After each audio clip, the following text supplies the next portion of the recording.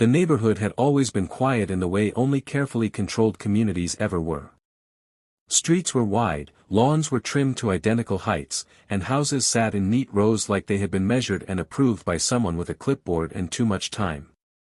This was an HOA community that took itself seriously, one that believed rules were more important than people and authority mattered more than common sense. I had learned that early on, though nothing had prepared me for what happened that night. It was a little after 4 in the morning when the silence shattered.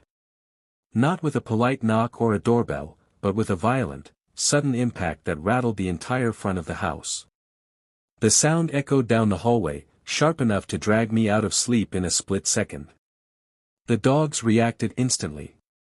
Deep, controlled growls rolled through the house, the kind that came from training, not panic. These were not pets. They were working K9s, disciplined and alert, conditioned to respond to threats without hesitation. The pounding continued, louder and more aggressive, each strike landing against the door with enough force to shake the frame. This wasn't confusion or a mistake. Whoever was outside believed they had the right to be there. In an HOA neighborhood, that kind of confidence usually only came from one place. As I moved through the house, the reality of the situation began to settle in. The timing alone was absurd. 4 in the morning was not a reasonable hour for emergencies, inspections, or neighborhood concerns. The person outside wasn't acting like someone in distress. There was no pause, no uncertainty. Just relentless force, as if the door itself had offended them. The porch light flicked on, illuminating the scene outside. A woman stood there in a robe, hair disheveled but posture rigid, her body language radiating authority and entitlement. She wasn't stepping back after each impact. She was leaning into the door, striking it again and again with her foot, as though she expected it to give way simply because she demanded it. This was not a stranger. This was the HOA president. She had been a problem since the day she took the position. Self-appointed, self-important, and endlessly convinced that the rules existed to serve her rather than the community. She treated the HOA handbook like a weapon, wielding it selectively whenever it suited her. Most residents avoided her. Some tried to appease her. A few challenged her and paid the price through fines, threats, and endless notices taped to their doors. But this was different. This wasn't a warning letter or a violation notice. This was a direct confrontation at an hour meant to intimidate. The dogs intensified their stance, positioning themselves with purpose. Their training kicked in, muscles taut, senses locked onto the source of the disturbance. They didn't bark wildly. They didn't lunge. They waited, ready, responding to my presence and the escalating threat outside. The pounding finally stopped, replaced by frantic movement on the porch. The woman reached into her pocket and pulled something out, holding it up toward the door as if the solid wood could see it. A metallic glint caught the porch light. A key. Not just any key, but one she clearly believed carried weight.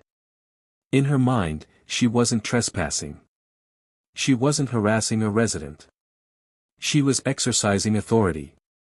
The idea that an HOA president could possess a master key to private homes was as outrageous as it was illegal, but logic had never been her strong suit.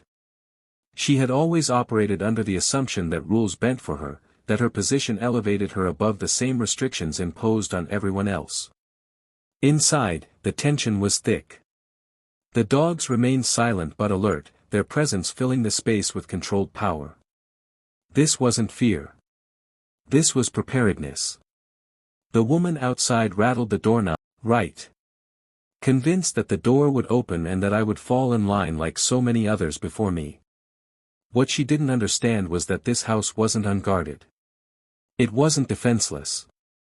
And it certainly wasn't obligated to obey imaginary authority. The neighborhood had grown complacent under the HOA's iron grip. People whispered complaints but rarely acted. They complied because resistance was exhausting. But compliance had bred arrogance, and arrogance had brought her to my doorstep in the middle of the night. As she continued to assert herself outside, the dogs shifted subtly, adjusting their stance, tracking every movement through sound and vibration. Their training had taught them to wait for a clear threat, and the threat was becoming increasingly obvious. The porch camera captured everything. Every kick. Every attempted turn of the lock. Every moment of entitlement playing out in the early morning darkness. This wasn't just a personal confrontation anymore. This was evidence. The realization hadn't hit her yet. She still believed she was in control. She believed the title next to her name gave her permission to cross boundaries that should never be crossed. But that belief was about to collide with reality. The night was far from over, and what began as a show of HOA power was rapidly turning into something she could not undo. The next few moments would set off a chain reaction that would shake the entire community, expose years of abuse, and permanently change how authority was viewed on that quiet street. And as the dogs stood ready, the balance of power began to shift. The confidence on the porch didn't last long once reality began pushing back. What had started as a display of unchecked authority was slowly unraveling into panic masked by stubborn pride. The HOA president still stood at the door, clutching her so-called master key, but the situation had shifted. The house had not yielded. The silence inside was deliberate, heavy, and unsettling. Silence, when paired with resistance, has a way of amplifying fear. Inside, everything was controlled. The dogs remained in formation, alert but restrained, their training evident in the way they mirrored my movements. They were not reacting emotionally. They were calculating. Every scrape of the key against the lock, every impatient step on the porch, registered clearly. These were not animals that responded to chaos. They responded to command and threat assessment. Outside, frustration grew. The woman tried the lock again, harder this time, twisting the key with increasing force. The mechanism resisted. The door held firm. The belief that authority alone could override physical reality was collapsing. She wasn't prepared for resistance. She had never been forced to confront a homeowner who didn't bend. Her posture changed. The entitlement that had fueled her arrival began to crack, replaced by agitation. She paced the porch, glancing around as if expecting neighbors to appear and validate her actions. The street remained empty. The hour ensured there would be no audience, no immediate reinforcement of her perceived power. That isolation mattered. HOA authority thrived on visibility. Letters posted publicly. Notices taped to doors. Public shaming disguised as community standards. But here, in the darkness of early morning, there was no crowd to intimidate, no committee to hide behind. Just her, the door, and whatever was waiting on the other side. The dogs shifted again, their focus sharpening. Their presence wasn't loud, but it was unmistakable. Low vibrations resonated through the floor, subtle but intentional. A warning, not yet an action. The kind of warning designed to give someone a chance to reconsider their choices. On the porch, the woman froze. She had heard it. For the first time since arriving, uncertainty crept in. She leaned back slightly, listening. The confidence drained from her face as realization began to form. This was not an empty house. This was not a passive resident. This was a controlled environment with trained protection. Her grip tightened around the key, knuckles widening. Instead of leaving, she doubled down. Years of unchecked behavior had taught her that escalation worked. If people resisted, she pushed harder. If rules were questioned, she enforced them more aggressively. Backing down was not part of her playbook. She knocked again, this time with her fist rather than her foot, the sound sharp and urgent. Not polite. Not reasonable. Desperate. Inside, everything remained still. The dogs did not move forward. They waited. They always waited. The porch camera captured her every move, time-stamped and clear. The attempted entry. The possession of a key she had no legal right to use. The continued effort to gain access after resistance was obvious. Each second added weight to the situation. This wasn't a misunderstanding anymore. It was a violation. Her breathing became visible in the cold air. She paced again, muttering to herself, glancing repeatedly at the door as if daring it to challenge her authority one more time. She tried the key again, faster now, twisting, pulling, forcing. The lock held. The house refused. That refusal was something she had never truly encountered. The HOA had trained residents to comply, to avoid conflict, to prioritize peace over principle. But peace built on intimidation is fragile. And once it breaks, everything beneath it is exposed. Inside, preparations were deliberate. The dogs were repositioned slightly, creating distance but maintaining control. This wasn't about aggression. It was about readiness. The line between deterrence and response was clear, and she was dangerously close to crossing it. The woman stepped back suddenly as another low growl rolled through the door. This one was unmistakable. Not loud. Not chaotic. Just enough to make the message clear. She hesitated. Fear flickered across her face, quickly buried beneath indignation. She straightened, adjusting her robe, reasserting her posture. In her mind, retreat meant weakness. Weakness meant loss of control. And control was everything to her. She reached for her phone. The irony was almost impressive. After attempting to force entry into a private residence, she now sought backup, convinced that outside authority would validate her actions. She paced as she waited, occasionally glancing at the door as if expecting it to suddenly comply out of respect for her title. Inside, nothing changed. The dogs held. The house remained sealed. The silence pressed outward, heavy and unyielding. Minutes passed. Each one chipped away at her certainty. The reality of what she had done began to surface. This wasn't a rules violation. This wasn't an HOA matter. This was something far more serious, something that could not be explained away with bylaws and fines. When movement finally appeared at the end of the street, the balance shifted again. Headlights cut through the darkness, reflecting off identical driveways and manicured lawns. The quiet neighborhood, once controlled by HOA authority, was now being intruded upon by real oversight. The woman's posture changed instantly. She positioned herself as the aggrieved party, rehearsing a narrative she had perfected over years of conflict. She was ready to explain, to justify, to assert. What she wasn't ready for was evidence. The porch camera. The timestamps. The uninterrupted footage of her actions. The master key. The repeated attempts to enter. And the presence inside the house that she had underestimated. The dogs remained calm, disciplined, and silent. They had done exactly what they were trained to do. They had protected without escalating. They had warned without acting. The situation was no longer under her control. As the night edged closer to morning, the truth of the situation began to surface, and the authority she had relied on for so long started to crumble under scrutiny. What she believed was a show of power was rapidly becoming a record of misconduct.